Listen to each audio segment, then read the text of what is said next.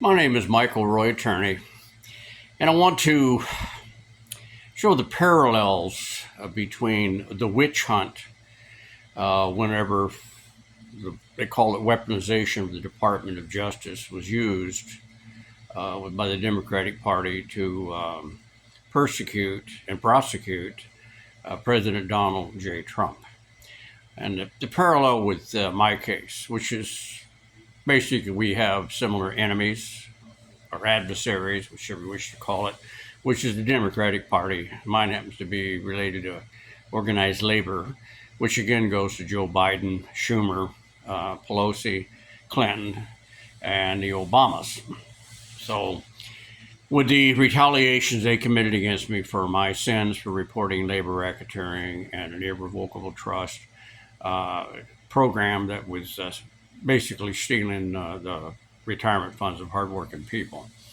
And that was all taken care of by the government, who did something, not about the investigation in 1993, 96, or whatever it was that they finally went ahead and did it after my two wrongful terminations from federal service on two separate national security jobs as an electrician. So the parallels are close. They really are. Same adversaries.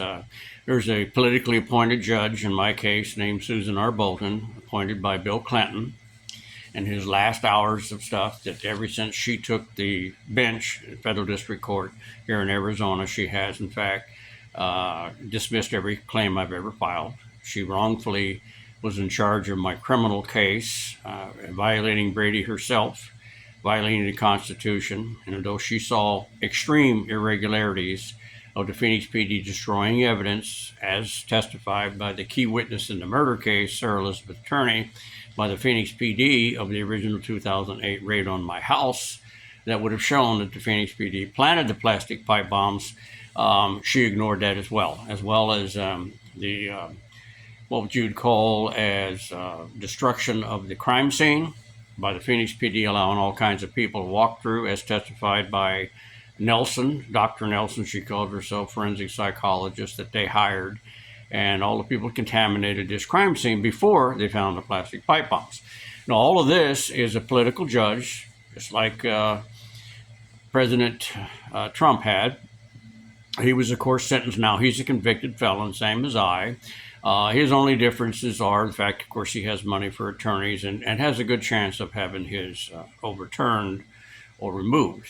And that's not necessarily a guarantee, but he's got a better chance than I do, because I'm in the Ninth Circuit, where every time I tried to appeal the wrongful actions of Susan R. Bolton, the appellate court is in San Francisco, which is controlled by the Pelosi's, the Clintons, Schumers, all these people. So any chance of getting my appeal through based on this kind of stuff here, where it shows without a doubt that Bill Clinton appointed Susan R. Bolton, and that Bill Clinton, as president, was associated with Arthur Coyer, who are the very people I turned in for labor racketeering. And the congressman telling me that the federal government protects the union bosses more than they do independent people like myself. And mine goes back a long clash, making a whole bunch of people mad, as Donald J. Trump has done throughout his career, political career anyway, and otherwise, I guess, as I have tried to do what I thought was right and to use the government. Now, what most people don't know is that, see, like 50 years ago, when I was a deputy sheriff in Maricopa County, our judicial system had we didn't have a grand jury 24/7. They were only met about half a year. Most of it was, a warrant for your arrest, and then we'd have a preliminary hearing to where the government was forced within a specific amount of time, if they decided they wanted to get a warrant and or did arrest you and you showed up, they had to produce and show the court that they had enough evidence to prove beyond a reasonable doubt that a crime had been committed and you're the perpetrator of that crime. And of course, we had the reasonable bail situation, which, again, because of all the drug wars and the wars on crimes and the powerful people and the corruption and all that stuff, buying their way out of this stuff that went on and continuously, now the basic right to affordable bail is gone.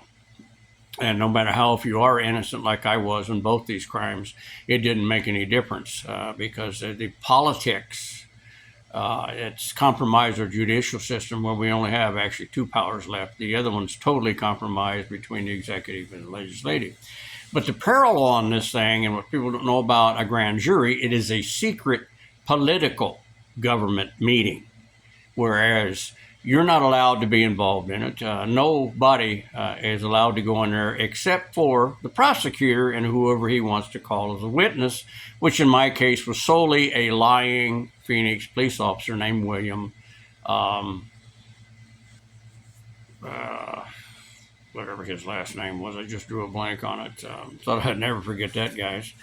Anderson was his name. So regardless of it, this kind of process allows to weaponize your judicial system, whether it be at the Department of Justice federal level or whether it be at the county or the state level. It doesn't make any difference. This grand jury process we have now, where they can go in and lie because it's the Supreme Court and your war on drugs and war on crime and stuff with all of these kind of stuff. So we gave up our freedom suspecting or expecting to get security, which we didn't get either one of them. This has Ben Franklin warned us. And we're not going to get it on any of the rest of this stuff because that's not what happens. The Bill of Rights is inalienable, but it has been compromised because of politics.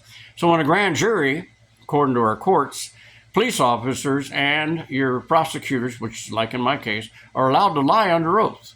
Absolutely. No questions. Can't be held accountable, not on any means, administratively or in civil suits or anything. And according to my federal district court judges that I've encountered here, which is Susan R. Bolton and Susan Bronovich, we don't even have a First Amendment right to petition our government for redress whenever they violate the Constitution or your civil rights. That's what they rule so far on this civil case that I'm waiting for the final end of it so they can go ahead and go through this hypocrisy of someone who's appointed for life. So in Donald J. Trump's case now, he is a convicted felon. Okay, now he is put into a category, and although he's already an enemy of the Democratic Party, which he shouldn't be, he's just basically an opponent. You know, he's the other side, is what it's supposed to be. But this is the most vicious campaign I've ever seen. But to let you know, we used to have what was called a preliminary hearing. Well, you don't have it anymore. Everything is secret. Anything, you know, it's all unsealed. All the people involved in the grand jury are hidden names and la-di-da and all that stuff. In my case, though, without the names on it, I got to see the transcripts. And there's no question that M. Bardino helped William Anderson lie under oath to get me indicted. Now, why do I know this? Well, let's look at this. In 2008, when they originally took and confiscated my stuff, it was shown through what's called a detention hearing for the government in the federal government that is under Susan R. Bolton, Bill Clinton's appointee, who was dead middle of exonerating, getting these people out of the unions for their corruption of stealing retirement funds and helping these kind of people.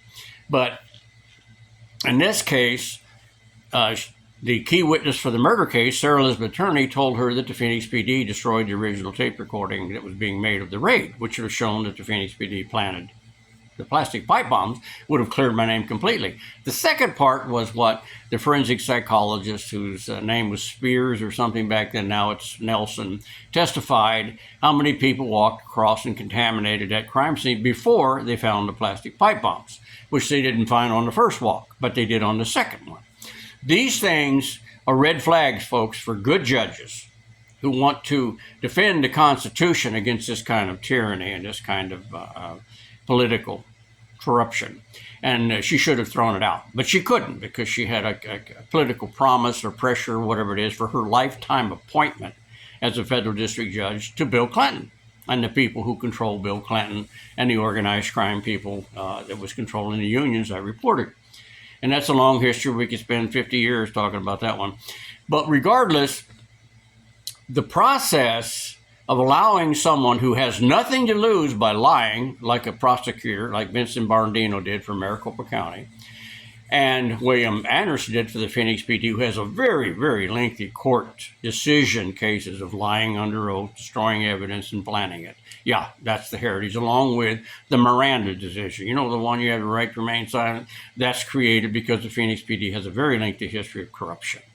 And Maricopa County, I mean, you're talking about some of the leading, most corrupt counties and government entities in the United States of America because of that southern border, even involved in covering up the assassination of an Associated Press reporter named Don Bolles in 1977, involved in the corruption to impeach the first governor in the history of America, Ev Meacham, over that damn border, and denying good politicians like Kari Lake to represent people in the Senate, using drug lords' sons.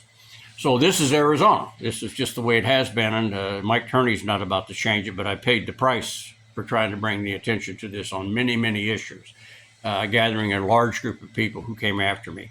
And he called his a witch hunt, and that's exactly what it is. And that term came from 1692, Salem, Massachusetts, when three little teenagers were able, through using hateful superstitions, rumors, innuendos, and lies. Sound familiar about Donald J. Trump, folks? Same way with me.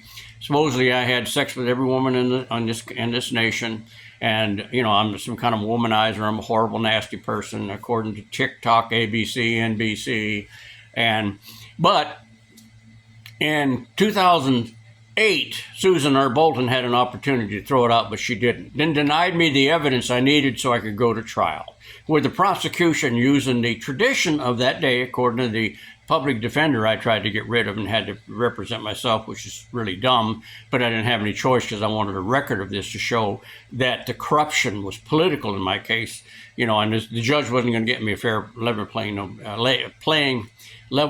field no matter what I did. So in this case,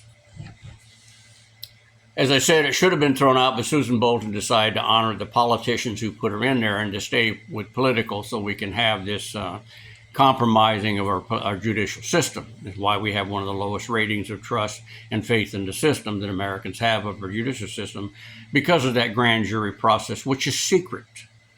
There's no one there to challenge or question whether the police officers even lied about the police reports that they wrote, lied about the evidence. There's no one there to question them, and there's no accountability. As my public defender in the murder case said, I said, well, there's no evidence here. Why am I still in jail? Why are we going forth this? He says, because the prosecutor has nothing to lose. He can't be held accountable. And that's the problem we have in this whole country. We can't get rid of the bad cops because we need every police officer we can get and more. We'll have civil chaos if we don't do that, but we don't need the bad ones because they can destroy people's lives just like they did mine and just like these people did to Donald J. Trump. It's all wrong. There's no way to justify it and rationalize it, gray area. There's none of that trash involved in it. So in my particular case, then we come up with this murder case. Now, when I got out of federal prison, I was still on probation, but Susan Bolton more than doubled my sentence and put in an initial order that I couldn't be housed in the state of Arizona on the Bureau of Prisons. And I was tortured on that case, went to her about the torture going on at the Federal Detention Center. She dismissed it, said it was frivolous, anything else. I went to the executive branch, which was Obama and Biden, and they went over and did something about it because the Mexican consulate complained about the horrible treatment of all these illegal aliens out at the Florence Detention Center. And so they did something, moved prisoners. Of course, I was punished for that, and that's just the way the system works. We always punish the messenger. That's just been around since the beginning of man, I guess. So back into this process, a Maricopa County attorney who was a male named Bill Montgomery, very good one, I guess good enough they put him on the Arizona Supreme Court. He says there's insufficient substantial evidence in this case to go forth to even go to the grand jury or start to invoke the judicial process to take Mr. Turney's freedom away.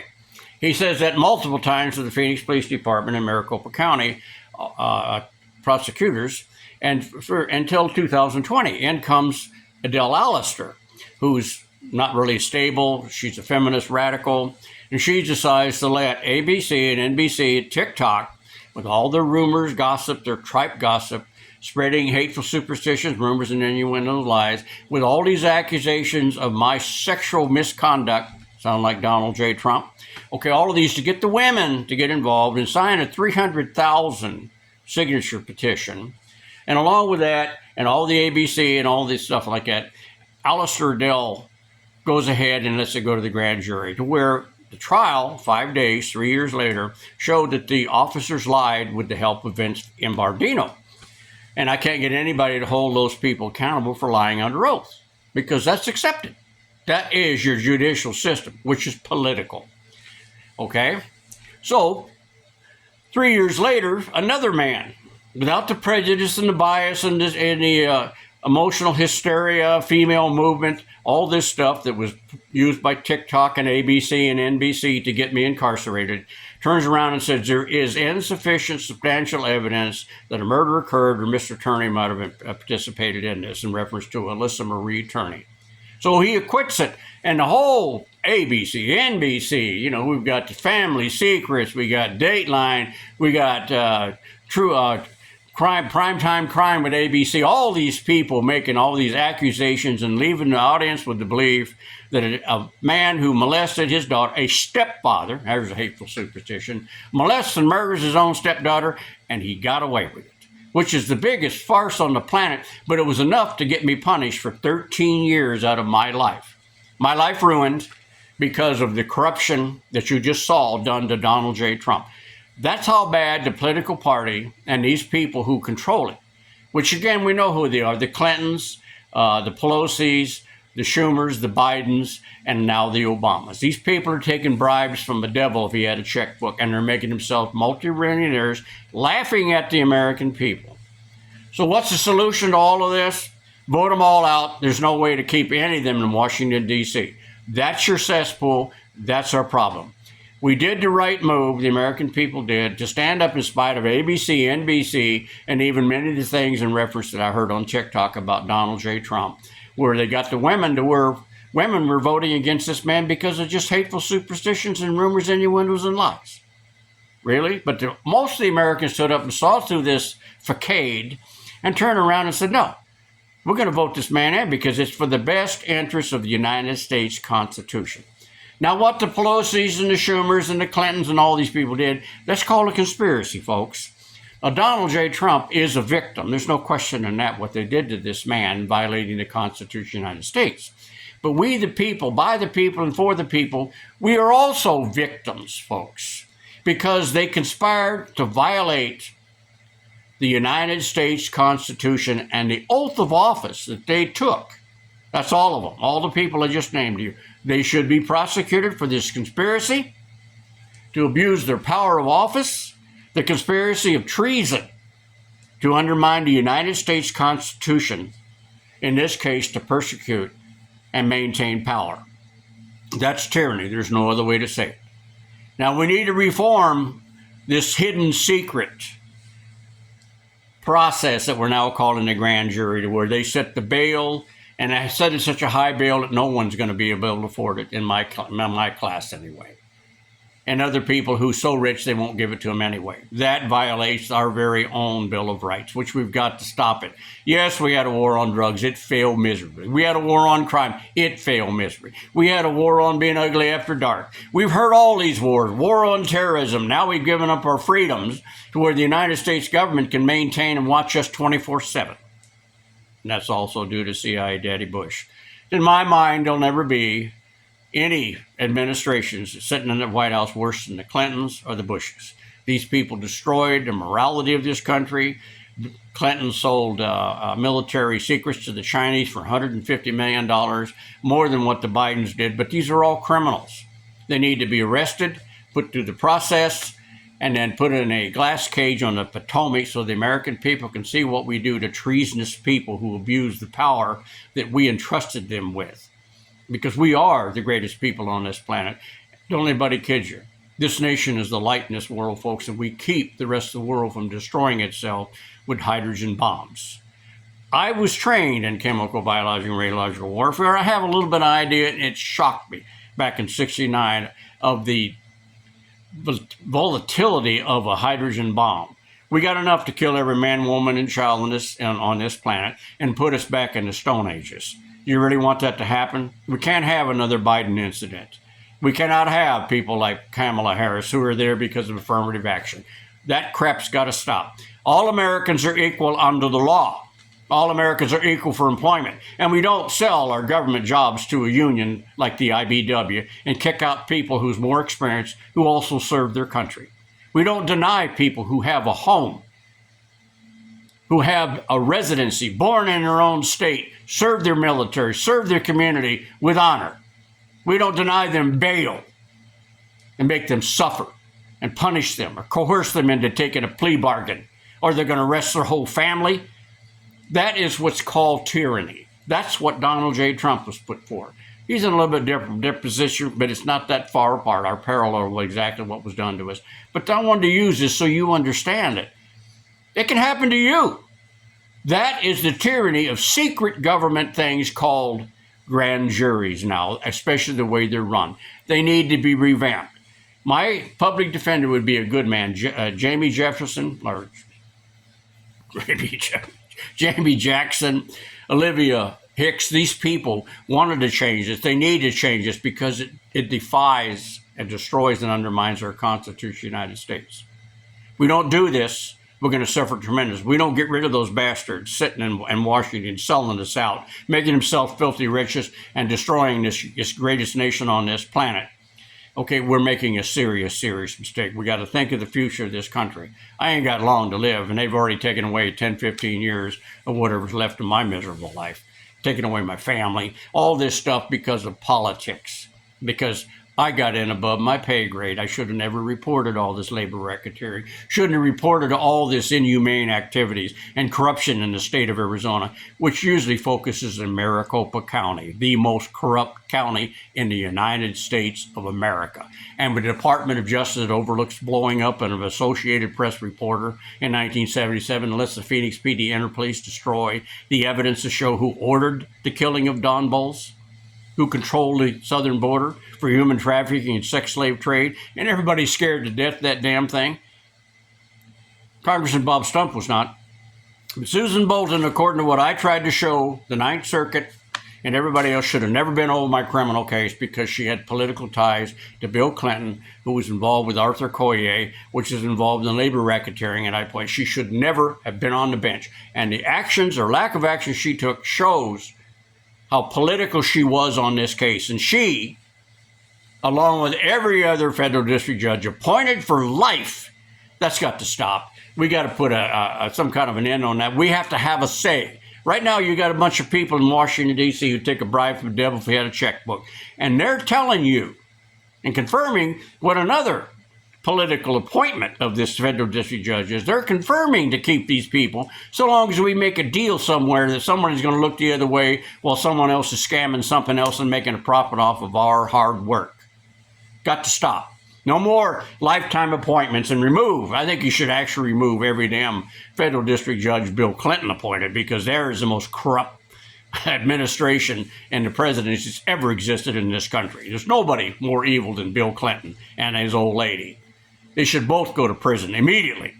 But that's not going to happen because we're too busy establishing the largest prison population and more convicted felons than any other first-run country on the planet for political reasons. Weaponization of our judicial system, whether it be the DOJ, State Attorney General's office, or whether it be the county, like was done to me. It doesn't make any difference they do it. But in my task force, the Department of Justice was involved in the 2008 raid, and they knew damn well I was cooperating because I was talking to the FBI. But they stood by and said nothing. Did nothing whatsoever, even when I tried to subpoena to get their records so I could go to trial in the federal district court. Susan Bolton said, hell no, no way in the world. You're going to prison. And she made damn sure that she gave me more than the max that you can allow under what the law set forth. But that's Susan Bolton. She doesn't belong on the bench. She legislates from the bench and says we don't have a right under the First Amendment to petition our government. Good luck to you, but I wanted to bring you parallels. You need to understand you got a secret government process called the grand jury to where they can go in and lie all they want to, and according to the U.S. Supreme Court, that's okay.